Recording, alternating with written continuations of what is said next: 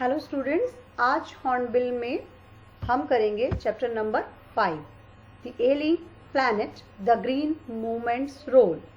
एलिंग planet बीमार ग्रह और हरित आंदोलन की इसमें भूमिका, नैनी पालखीवाला द्वारा रचित। The following article was written by Nani Palkhivala and published in the Indian Express on 24 November 1994। ये जो आर्टिकल आप पढ़ेंगे इस चैप्टर में वो किसके द्वारा लिखा गया है? नैनी पालखी द्वारा लिखा गया था और इसे प्रकाशित किया गया था द इंडियन एक्सप्रेस में, न्यूज़पेपर में 24 नवंबर 1994 को। ये पूरा चैप्टर 94 में प्रकाशित हुए न्यूज़पेपर में छपा था, तो इसीलिए इसमें जो भी ईयर और जो भी चीज़ें कही जाएंगी वो 1994 के ही कॉन्टेक्स्ट में कही जाएंगी, ये याद रखिएगा। The issues that he raised regarding the declining health of the earth continue to have relevance। तो जो मुद्दे इसमें उठाए गए हैं, उठाए गए हैं regarding the declining health of the earth, पृथ्वी की गिरते हुए स्वास्थ्य के संदर्भ में, वो आज के युग में भी वो प्रासंगिक हैं, आज के युग में भी उनकी उपयोगिता है। One cannot recall any movement in world history। कोई भी किसी भी आंदोलन को जो विश्व का हमारा इतिहास रहा है उसमें याद नहीं रख सकता, which has gripped the imagination of the entire human race so completely and so rapidly as the green movement which started nearly 25 years ago। 25 साल पहले लगभग शुरू हुए जो ग्रीन मूवमेंट था, हरित आंदोलन था, वो इतनी पूरी तरह से और इतनी तेजी से पूरी मानव जाति को उसने प्रभावित किया था, ग्रिप किया था, प्रभावित किया था कि ऐसा और कोई अन्य आंदोलन नहीं हुआ है पूरे विश्व के इतिहास में जिसे कोई याद रख सके। In 1972 the world's first nationwide green party was founded in New Zealand। 1972 में संसार की पहली ग्रीन पार्टी फाउंड की गई न्यूजीलैंड में। Since then the movement has not looked back। और उसके बाद से इस आंदोलन ने पीछे मुड़कर नहीं देखा। We have shifted one hopes irrevocably from the mechanistic view to a holistic and ecological view of the world। ठीक है, अब इसमें दो वर्ड हम यहाँ पे नए देखेंगे, holistic and ecological view. Holistic का मतलब कह देते हैं कि एक तरीके से पार्ट में पूर्ण वस्तु को भागों के संग्रह से अधिक समझना, यानी समग्र रूप से समझना, पूर्ण रूप से समझना। होलिस्टिक व्यू यानी पार्ट्स की बजाय पूरी वस्तु को समझना। इकोलॉजिकल कह देते हैं पारिस्थितिकी को, हिंदी में इसे पारिस्थितिकी कहते हैं, और इसका मतलब होता है कि पौधों का और जीवों का परस्पर एवं पर्यावरण के साथ क्या संबंध होता है, उसे इकोलॉजी कहते हैं। ये एक प्रकार की साइंस है इकोलॉजी, ठीक है, संसार का। तो वी हैव शिफ्टेड, हमने परिवर्तन किया है, हमारी जो आशाएं थी इर्रेवोकेबली का मतलब कह देते हैं कि इसका मतलब होता है फाइनली, अंतिम रूप से।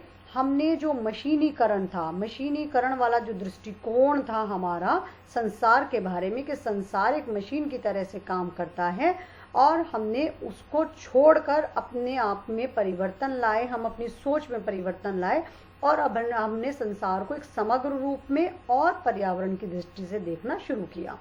It is a shift in human perceptions as revolutionary as, ये एक परिवर्तन था मनुष्य की परसेप्शंस में, उसकी अवधारणाओं में। एज रेवोल्यूशनरी जितना क्रांतिकारी था, एज दैट इंट्रोड्यूस्ड बाय, जितना कि कोपरनिकस के द्वारा इंट्रोड्यूस किया गया था, कोपरनिकस ने इंट्रोड्यूस किया था, who taught mankind in the 16th century, जिसने मनुष्य को 16वीं सदी में ये बताया था कि जो ये पृथ्वी है, that the earth and the other planets, की पृथ्वी और दूसरे ग्रह जो हैं रिवॉल्व राउंड द सन, कि वो सन के चारों ओर जो है परिक्रमा करते हैं। For the first time in human history. अच्छा, जो पहले लाइनें हमने की उसका एक मतलब और ये भी निकलता है कि पृथ्वी और दो दूसरे ग्रह हैं, वो क्या हैं? एक प्रकार के मिट्टी के बने हुए या फिर किसी भी प्रकार के यांत्रिकरण के द्वारा वो सिर्फ और सिर्फ चक्कर लगाते हैं, उनका अपना कोई अस्तित्व वैसे नहीं है, यानी कि वो कोई जीवित प्राणी नहीं उन्हें माना जाता था। For the first time in human history, there is a growing worldwide consciousness that the earth itself is a living organism। पहली बार मानव इतिहास में क्या हुआ, एक वर्ल्ड वाइड कॉन्शियसनेस, पूरी संसार में एक जागरूकता फैल गई कि पृथ्वी भी अपने आप में एक जीवित प्राणी है। An enormous being of which we are parts, एक विशालकाय प्राणी जिसके हम सब पार्ट्स हैं, हम सब उसके अंग हैं। It has its own metabolic needs and the vital processes which need to be respected and preserved. इसकी भी, पृथ्वी की भी अपनी जीव संबंधी आवश्यकताएं हैं और अत्यंत आवश्यक चीजें हैं, इसकी प्रक्रियाएं हैं जिनकी हमें रिस्पेक्ट भी करनी चाहिए और हमें उसको संरक्षित भी रखने की आवश्यकता है। The Earth's vital signs reveal a patient in declining health. अर्थ के जो भी बड़े बड़े जो साइंस, जो भी चिन्ह हमें दिखाई दिए, उनसे ये पता लगाया गया कि जो पृथ्वी है वो तो एक रोगी की तरह से है और उसकी जो हेल्थ है वो डिक्लाइन हो रही है, वो गिर रही है दिन पर दिन। We have begun to realize our ethical obligations to be good stewards of the planet and responsible trustees of the legacy to the future generations. तो हमने ये भी रियलाइज करना शुरू कर दिया our ethical obligations, कि जो हमारी पृथ्वी के, हम जो हैं पृथ्वी के एक नैतिक कर्तव्य हमारे हैं। एथिकल ऑब्लिगेशंस का मतलब होता है कि हमारे नैतिक कर्तव्य हैं कि हम लोग जो हैं अच्छे रहें, किसके प्रति, प्लैनेट जो हमारा अर्थ है उसके प्रति, एंड रिस्पॉन्सिबल ट्रस्टीज, और हम उत्तरदायी ट्रस्टीज बन के रहें उसके, जो कि धरोहर है हमारी पृथ्वी, उसकी देखभाल करने वाले बन के रहें, और to the legacy to the future generations, जो हमारी आने वाली भविष्य की पीढ़ियां हैं उनके लिए हम इसे संभाल के रखें। यानी लोगों ने अब धरती के भले रखवाले तथा भविष्य की पीढ़ियों की धरोहर के उत्तरदायी संरक्षक होने के अपने नैतिक कर्तव्य को भलीभांति समझ लिया है। The concept of sustainable development was popularized in 1987 by the World Commission on Environment and Development. 1987 में वर्ल्ड कमीशन जो रहा है किसके ऊपर था, इन्वायरमेंट और डेवलपमेंट के ऊपर जो वर्ल्ड कमीशन था उसने भी इस विकास की धारणा को लोकप्रिय किया। किसको, जो सतत विकास की धारणा है, यानी लगातार इसका विकास किया जाना चाहिए। In its report, it defined the idea as development that meets the needs of the present without compromising the ability of future generations to meet their needs. इसने अपनी रिपोर्ट में ये कहा, उसने इस विचार को परिभाषित किया कि विकास जो होता है उसका मतलब क्या है, that meets the needs of the present.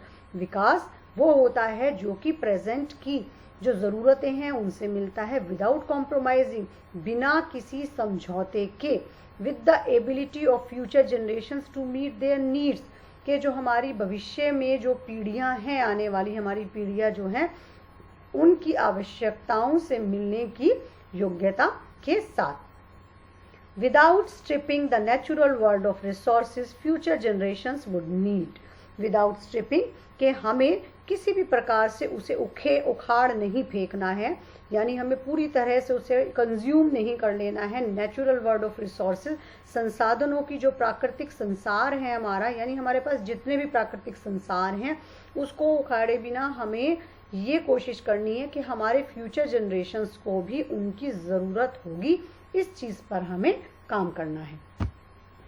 In the zoo at Lusaka, Zambia, there is a cage where the notice reads. Zambia में लुसाका में एक जू है, एक चिड़ियाघर है, जहाँ पर एक पिंजरा रखा गया और जहाँ पर एक नोटिस लगाया गया, the world's most dangerous animal. क्या लिखा गया उस पर कि संसार का सबसे ज़्यादा भयानक पशु। Inside the cage there is no animal but a mirror where you see yourself. इस पिंजरे के अंदर कोई भी एनिमल नहीं था, बल्कि एक मिरर रखा गया था, एक दर्पण रखा गया था जिस पर लिखा हो, जिसमें तुम अपने आप को देख सकते हो। Thanks to the efforts of a number of agencies in different countries, a new awareness has now dawned upon the most dangerous animal in the world.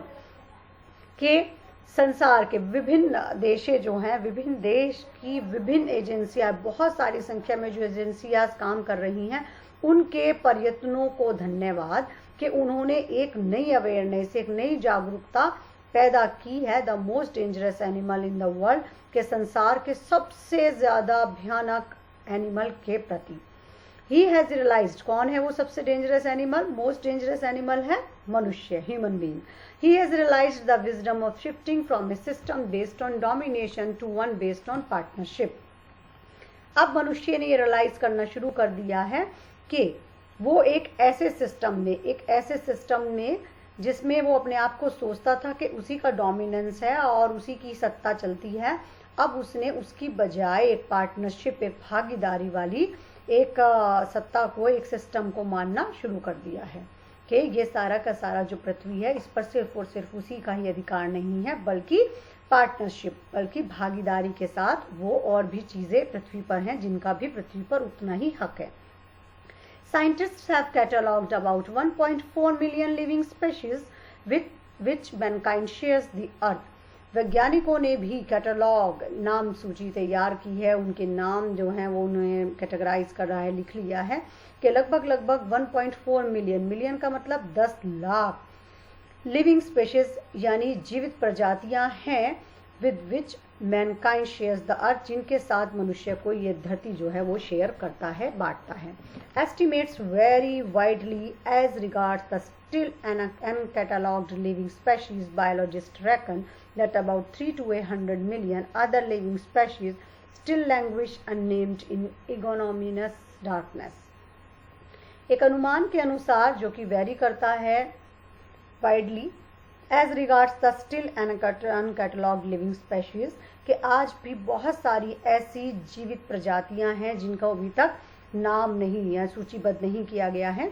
Biologist, जो जीव विज्ञानी हैं, वो भी ये कहते हैं कि 3 to 100 मिलियन, 3 से लेकर 100 मिलियन तक दूसरे जो हैं वो जीवित प्रजातियां अभी भी ऐसी हैं जिनको भाषा की दृष्टि से अभी तक कोई नाम नहीं दिया गया है, और वो आज भी लज्जाजनक, बिल्कुल लज्जाजनक अंधकार में डूबी हुई हैं, यानी उनका अभी तक किसी को पता नहीं लग पाया है, वो गुमनाम पड़ी हुई हैं 30 लाख से लेकर 1000 लाख तक।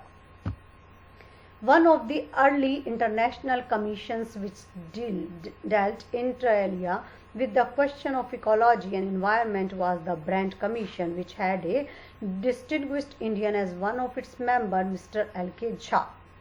जितनी भी अंतर्राष्ट्रीय कमीशन रही हैं जिन्होंने पता लगाया था पारिस्थितिकी और पर्यावरण से के बारे में पता लगाया है, उनमें से एक ब्रांड कमीशन हुई है और उसमें एक बहुत ही प्रसिद्ध भारतीय भी उसके एक मेंबर रहे हैं जिनका नाम मिस्टर L.K. झा था।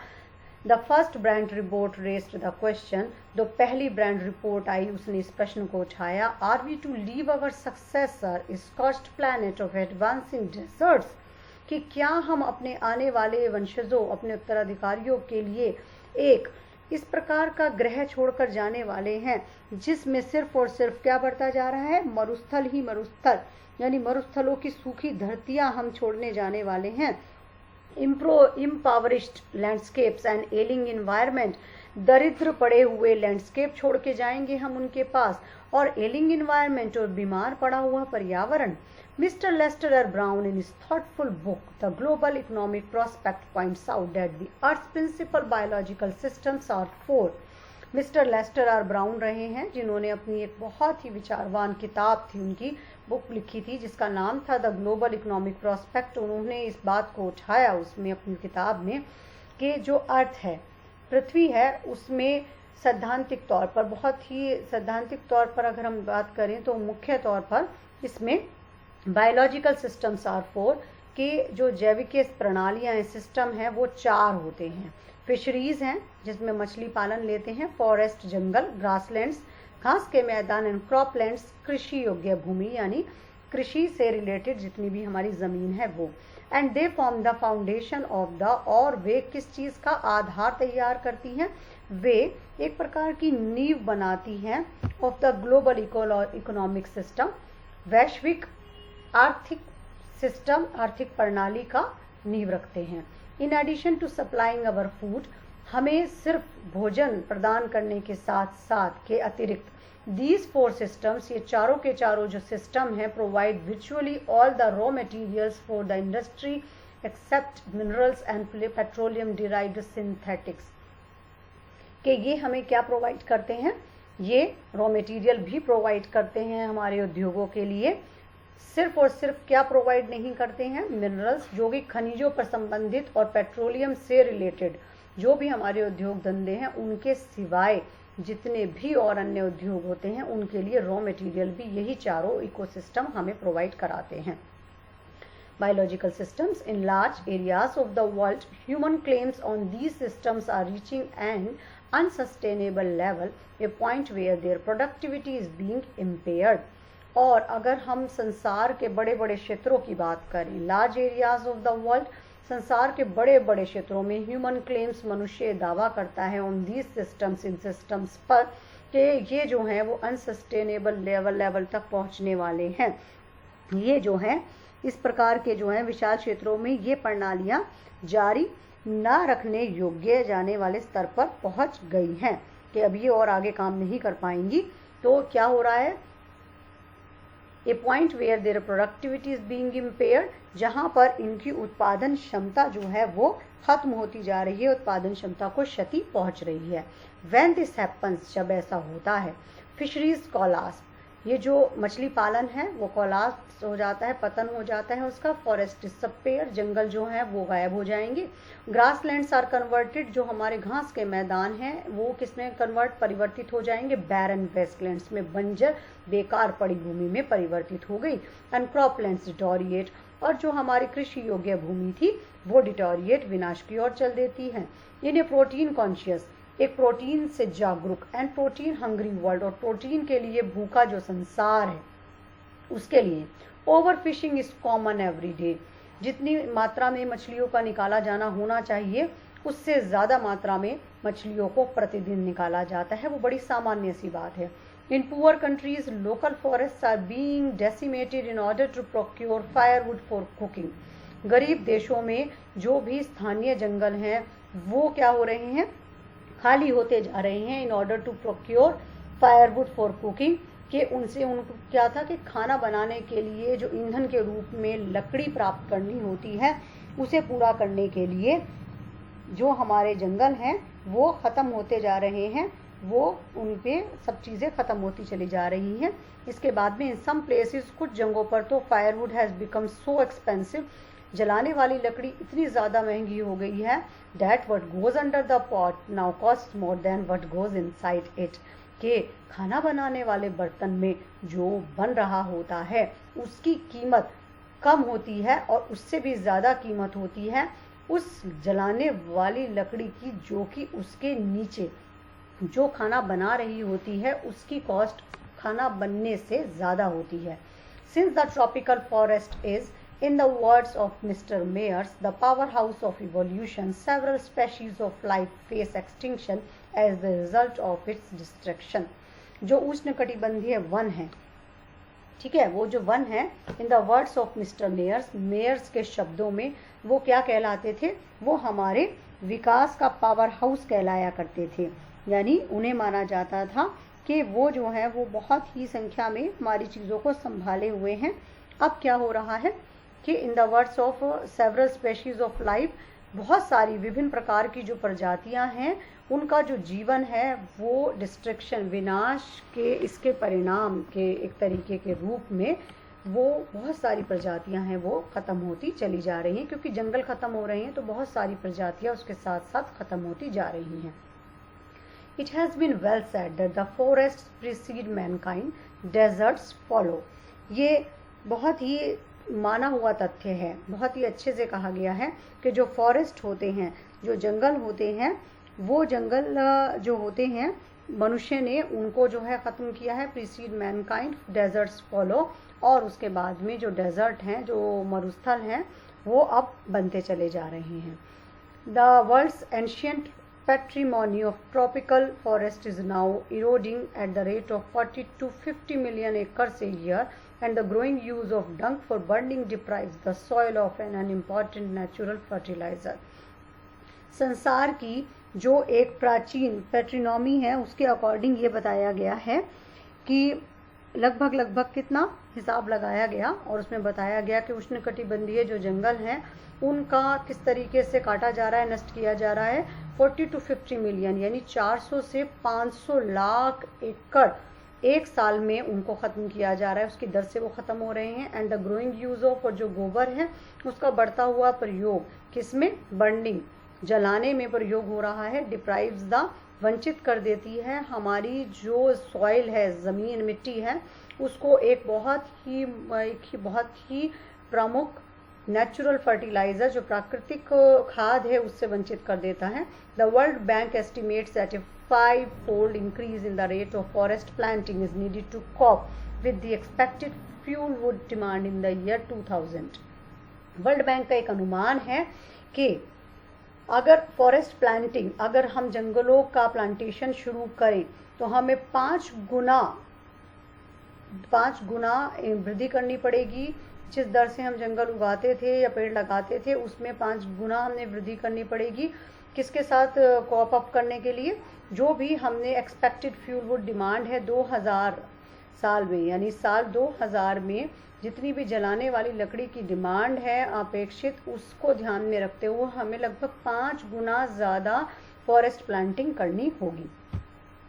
James path, the president of the world resource institute, said the other day, we were saying that we are losing the forest at an acre a second, but it is much closer to an acre and a half to a second.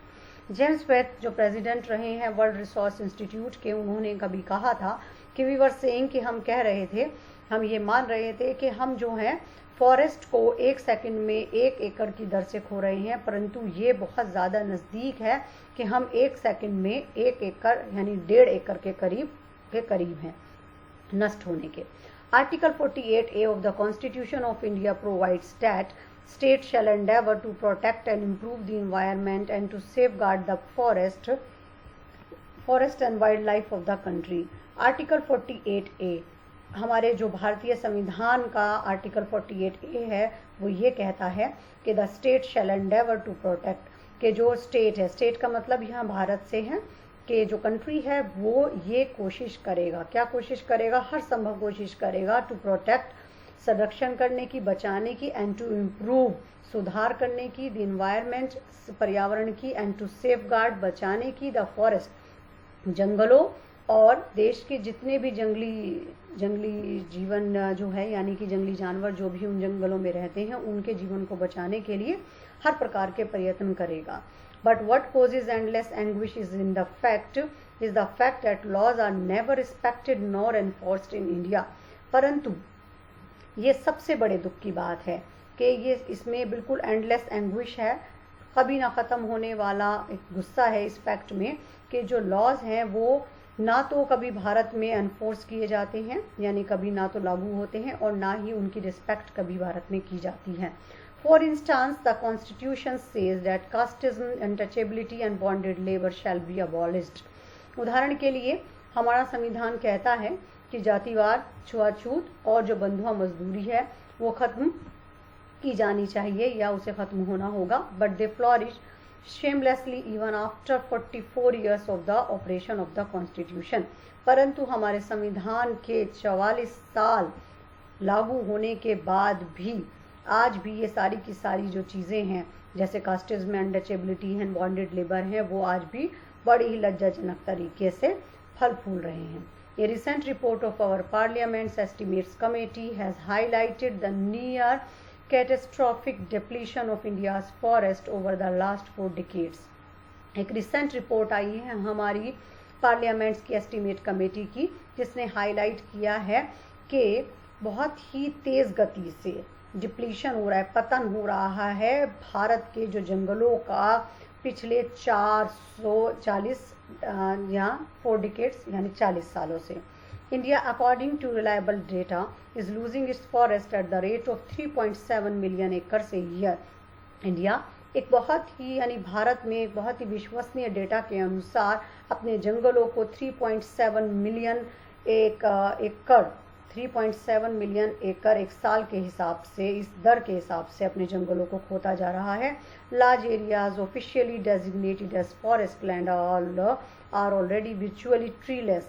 बहुत बड़े बड़े क्षेत्र जो हैं officially designated, जिन्हें कि अगर हम ऑफिशियली डेजिग्नेट देखते हैं तो जो फॉरेस्ट लैंड के अंतर्गत आते हैं वो पहले से ही ट्रीलेस हो चुके हैं। The actual loss of forest is estimated to be about 8 times the rate indicated by government statistics.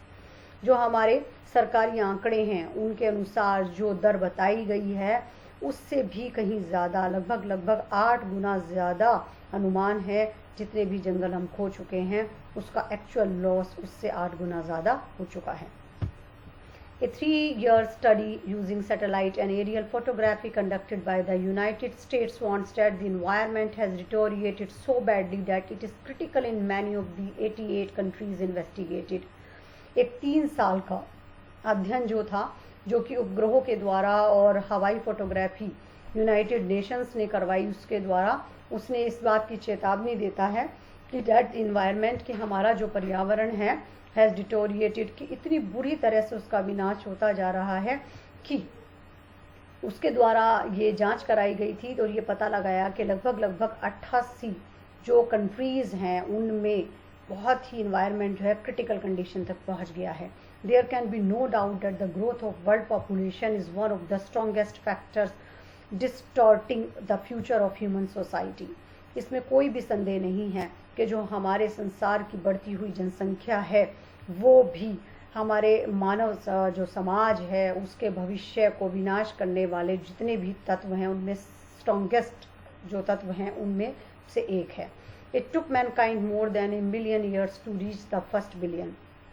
मानव को लगभग काफ़ी सारे मिलियन ईयर्स लगे थे, 10 साल से भी ज़्यादा साल लगे थे फर्स्ट बिलियन जनसंख्या तक पहुंचने में। That was the world population around the year 1800। साल 1800 में लगभग अगर हम बात करें तो हमारे संसार की जो जनसंख्या थी वो इतनी थी। By the year 1900 second billion was added.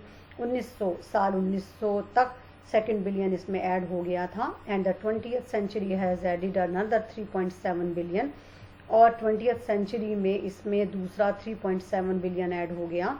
The present world population is estimated at 5.7 billion. वर्तमान जो संसार की हमारी जनसंख्या है वो अनुमानित तौर पर कितनी बताई गई है? 5.7 billion. Every 4 days the world population increases by 1 million. आज के हालात ऐसे हैं कि हर 4 दिन में हमारे संसार की जनसंख्या 1 मिलियन की गति से बढ़ रही है। Fertility falls as income rise, education spreads and the health improves.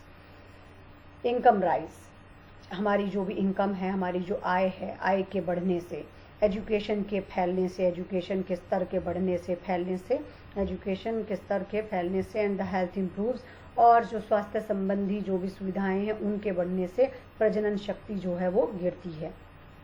Thus development is the best contraceptive. तो इसका मतलब ये है कि जो विकास है वो सबसे अच्छा गर्भ निरोधक है, यानी उसके द्वारा जनसंख्या पर कंट्रोल किया जा सकता है।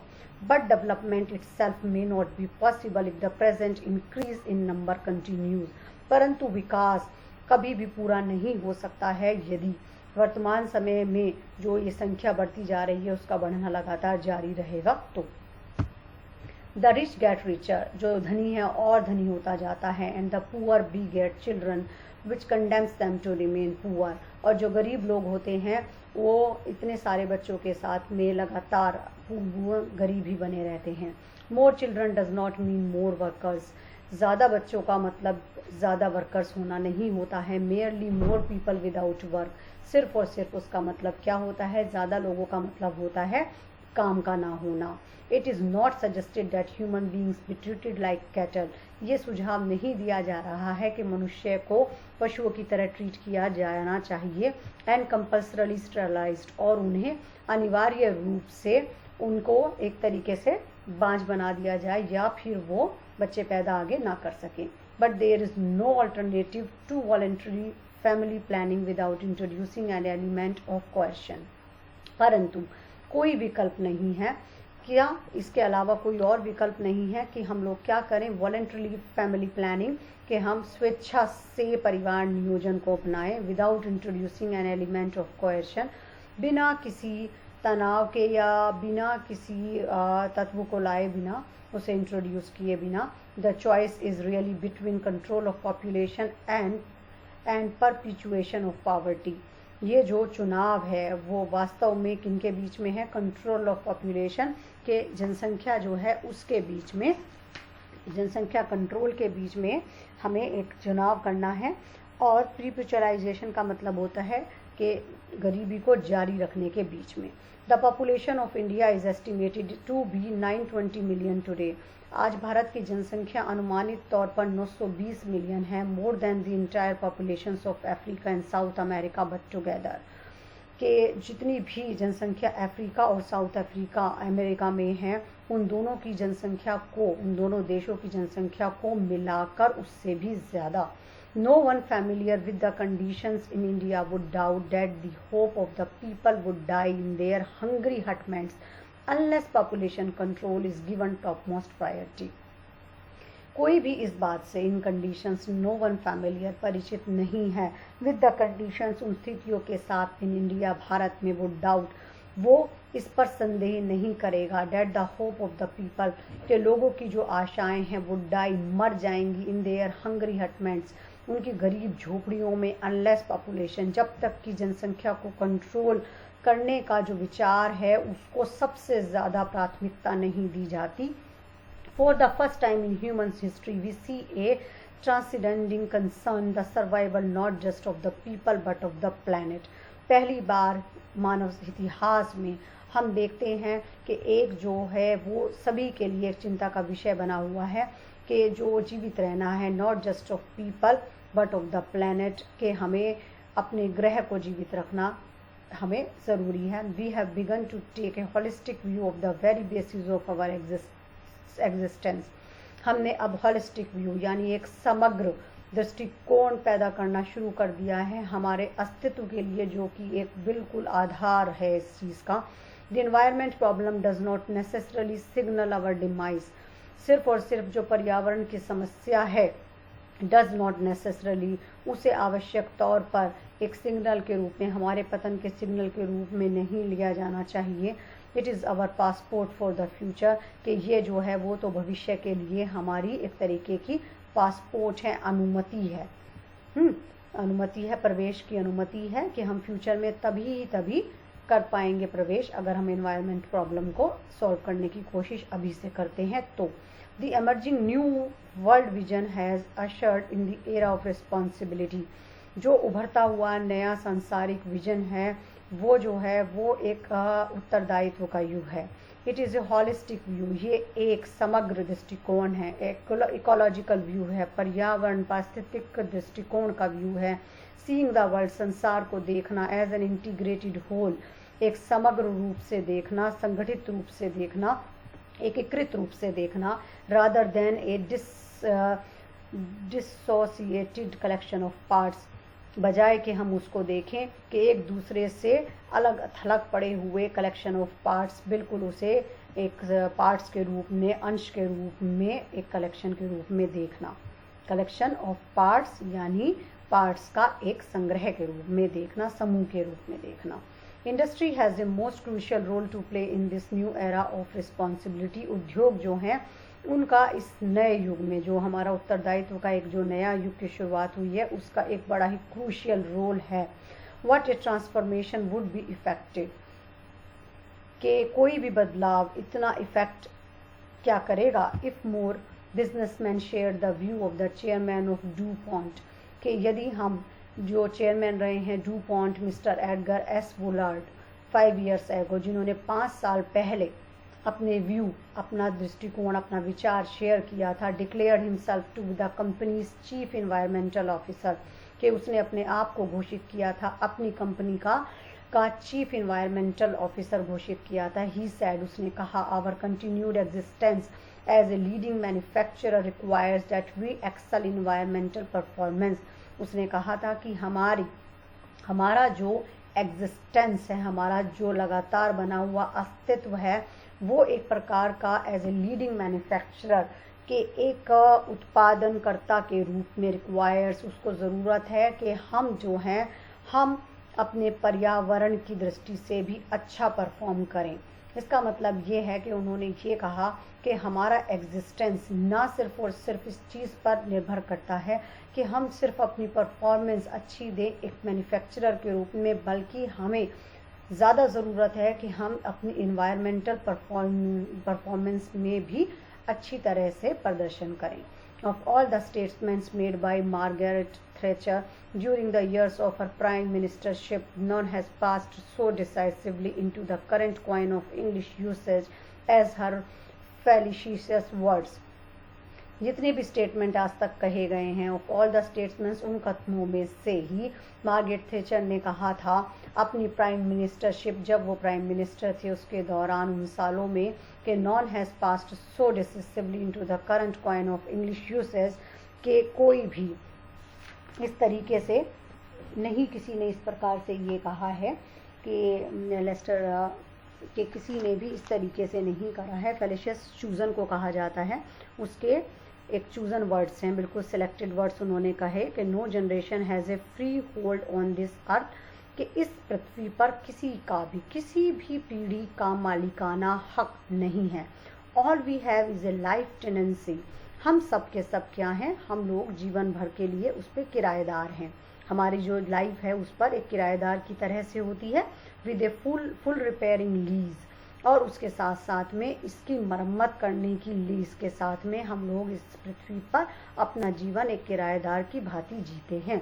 In the words of Mr Lester Brown के शब्दों में, we have not inherited this earth from our forefathers, हमने इस पृथ्वी को अपने पूर्वजों से विरासत के रूप में प्राप्त नहीं किया है। We have borrowed it from our children, हमने इसे अपने बच्चों से, आने वाले बच्चों से, यानी अपनी फ्यूचर जनरेशन से उधार लिया है।